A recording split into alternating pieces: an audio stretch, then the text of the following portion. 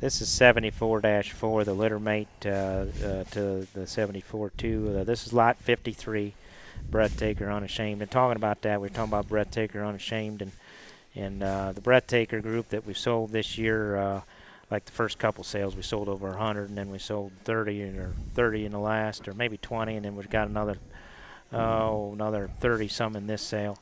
Yeah, we did go back into the mine there and bred about half the herd, cross herd, back to him this time, thinking that we knew where it's going to fit. But the opportunity for you guys to grab hold of the genetics is right now. Another very good one, mate to the one we just talked about there. And this one's just a little farther along as far as actual shape, and probably looks a little more show ring ready.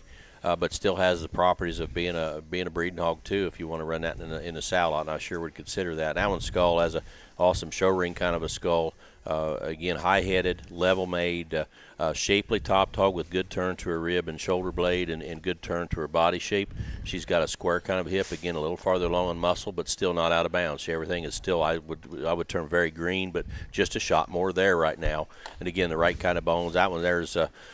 She's tiny on pounds, but that one, when she hits heavyweight status or a 350-pound breeding gilt, look out. Wow, this thing, I'm just flipping a coin here trying to decide which one of these two I'm going to buy, but definitely got enough shape, got enough look. You get across that top line and put that extra skull and stoutness out of the front end. And just like Jim said, guys, just a touch more muscle today. I don't think that really is a bad thing or a good thing. I think it's just right at that status where I'd like to see him. Yeah, I think maybe this one a little bit longer bodied than her mate there. And, as a breeding gilt, probably allow that one to get up to a heavier weight.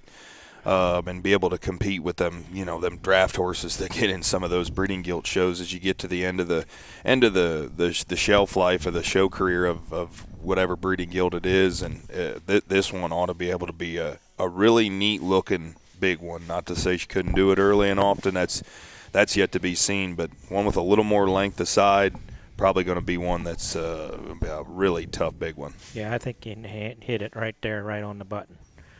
Not a bad thing she's just a little bit longer, but definitely comparing them to relative to those two gilts. 74-4, lot 53, Breathtaker gilt.